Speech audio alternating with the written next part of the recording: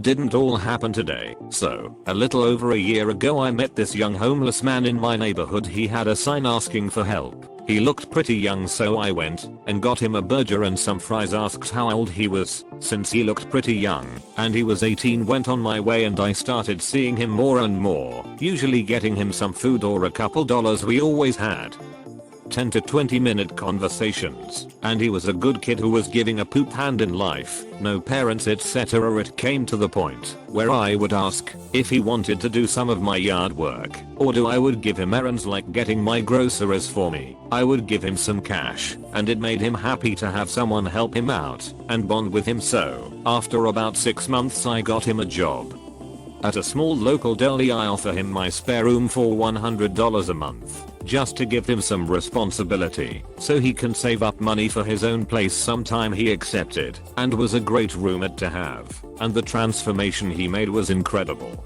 He really just needed a chance in life. Fast forward to quarantine and the deli he worked at closes, and I figured it would be fine and blow over. Then a few weeks later I get laid off. No problem, this won't be forever, right? It's months later and I still haven't been able to find work. Unemployment being cut isn't enough anymore for where I live. My benefits run out in 2 weeks, so there's that. I have to move back in with my mom as a 37-year-old man, and now this kid at 19 has nowhere to go, and I feel terrible. He can't go to my mother's place with me. She is struggling as well, and I'm sleeping on the couch. He has a week left at my place before they have to get it ready for the new tenants. I've been looking for a shelter for him and let him know I'm always gonna be here for him. Part of me feels terrible, like I failed him and making him go back to his old life. I guess I'm just wondering, how long are people allowed to stay in these shelters? Are they safe with COVID? TL. Doctor, I gave a young homeless man a home. He was doing really well, even had a job. COVID made me lose my place, and I had to move back with my mom, forcing this guy back to the streets. Edit. Wow, was not expecting all these responses. Will be trying to read them all this morning. Thanks for all the rewards and advice. I'm seriously stunned that this blow up. You guys keep repeating on me being a good guy. I just want to let you all know you are equally as good, and all these comments are so encouraging. Sometimes reading simple comments can lift your spirits for the moment. Obligatory on mobile warning. I work at a popular coffee shop in Canada and have been for the last 2 years. Most customers who come here a lot don't have to order because we already know it. One guy who comes in orders something distinct and was very nice to me when I first started.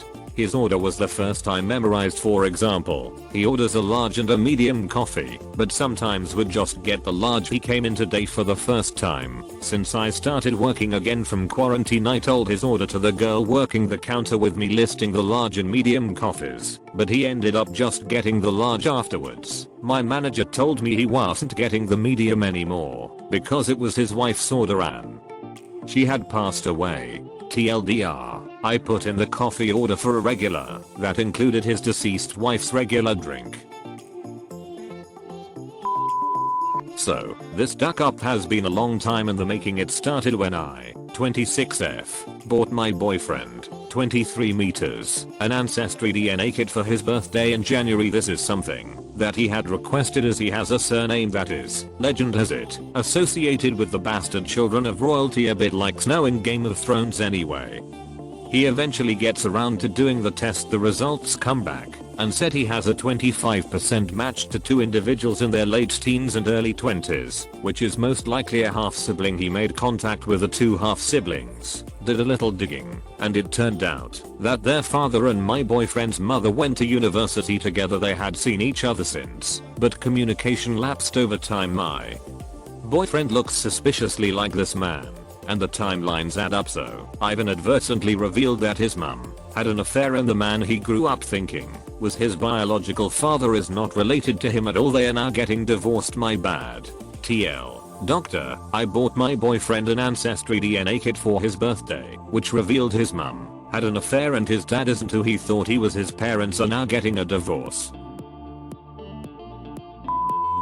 It all started 23 years ago when my horny ass 13-year-old self was riding his bike and stumbled across a beat up VHS tape. Upon further inspection it turned out to be a porno, and I thought I hit the jackpot. The only problem is the case was broken and my VHS player didn't want to play it. Duck. I learned a lot about VHS tapes that day, and that if you are careful you can transplant that tape into the case of an advertisement VHS tape for Crash Bandicoot I had received because I was cool and subscribed to Nintendo Power. Damn, I'm a genius. It was fapping time and I went to town. It was the perfect hiding spot too. Nobody suspected a thing. But eventually I got the internet and the VHS tapes got put in a box and forgotten about. Fast forward to now, and my mom is a volunteer driver for people that need rides to the hospital. This job allows her to interact with many types of people. She meets this sweet lady that fosters kids and mentions she has a ton of old VHS tapes the kids might enjoy.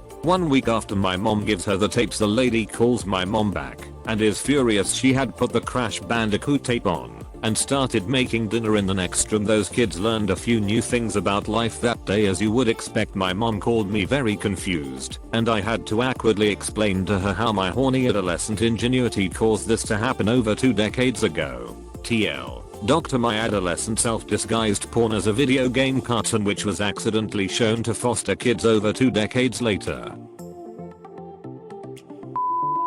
This was actually a few years ago, but came to mind today. 100% true story. My mother-in-law called me to see if I would help her with deworming her cat. She was a bit afraid, whereas I have no problem holding a cat tight and dropping a few tablets down her throat. Done it a bunch of times to my own cats, so no problem. I'm a huge cat person as well, so most of the time everything goes smooth. Got there and she told me she got a new kind of paste instead of tablets, and it has to go up the pooper. Kind of worried me since I have never done that before, but hey, what could go wrong? Worms would come out of there also, so it actually never sounded really bizarre. Just hold the cat tight, grab her by the neck, and give loads of treats afterwards. Opened up the package, took out the tube, and damn, this thing looked like a rocket launcher. Asked my mother-in-law if she was really sure about this, and she confirmed multiple times. What has to be done, has to be done. So I took one of the cats, held it down, shoved the tube up her rear exit, and squirted the exact amount of paste where it belonged. Oh, the meows and screams, but it was for the good. Worm sucked up a couple of scratches to the arm though, so I wrapped the next cat in a towel, gently of course, but so that her paws couldn't reach me, and once again inserted the tube up her butt. The cat looked at me like a deer in headlights and made noises that haunt me to this very day, but again, it was for their own good. Paste inside, lots of treats and cuddles, and the cats were fine, but they are still mad at me and mostly ignore me up to this day.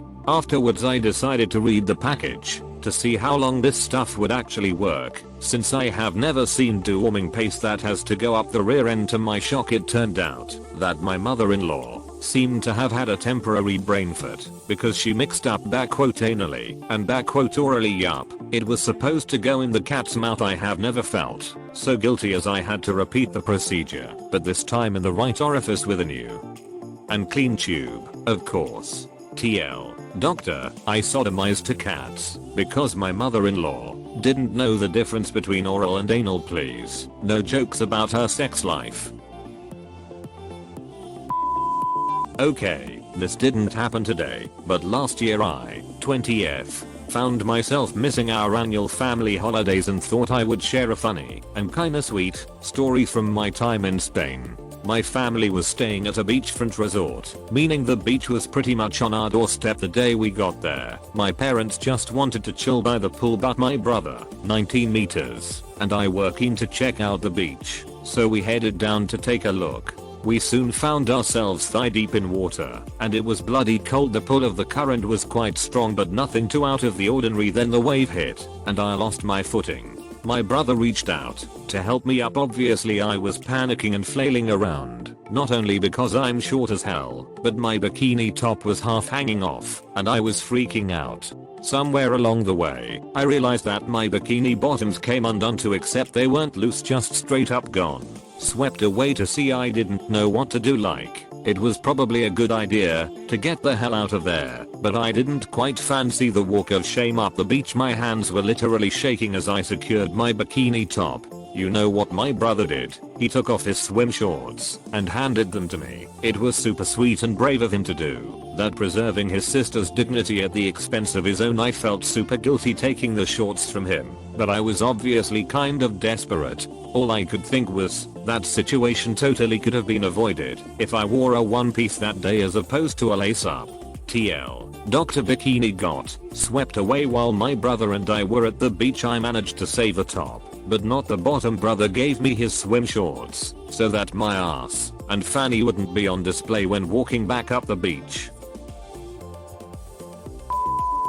So a few hours ago I'm sitting at my desk at home, texting with this girl I like through a message, also using my phone, and have ordered food. Girl texts about being sore after a long day. Uber Eats guy texts me with updates. I tell him to not lock his bike. We'll meet him outside. Then I send a cute comfort message to the girl. Then my phone lights up with an asterisk AWWWTHANKS asterisk TXT from the Uber guy, which is weird, but whatever. 10 minutes later, out front this guy pulls up on his bike and says asterisk I apostrophe am here for the foot rub asterisk, and I chuckle. But then asterisk WHAT did you say? Asterisk he repeats it, laughing. Wait, I ask if I sent him something about a foot rub. Asterisk YUP asterisk he says, handing me my food, still chuckling. Asterisk OH poop. Oh man, I'm also texting with this girl asterisk LOL. Yeah, I figured. Congrats man, haha asterisk cracking up. Go back inside.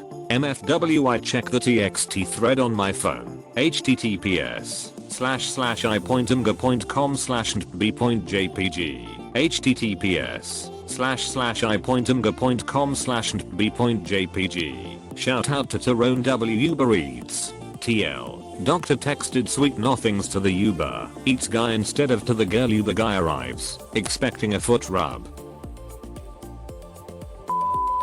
In the past 3 weeks I've been diagnosed with social anxiety disorder, major depressive disorder, and PTSD, and have been getting intense therapy. 6 hours a day, 5 days a week. It's been exhausting, it's been hard, and I've been feeling like I'm fighting a losing battle. I wanted to cheer myself up, and so this afternoon I decided I'd relax for a bit, draw, and put on a Studio Ghibli film. I used to watch a couple of them when I was younger, but hadn't seen any in years. It was just the right kind of sweet I was looking for, but I wasn't sure what movie to pick, so I scrolled through Ghibli films and saw a few I didn't recognize. Eventually, I picked Grave of the Fireflies. I'd never heard of it. I didn't bother watching a trailer or googling it. I went in blind.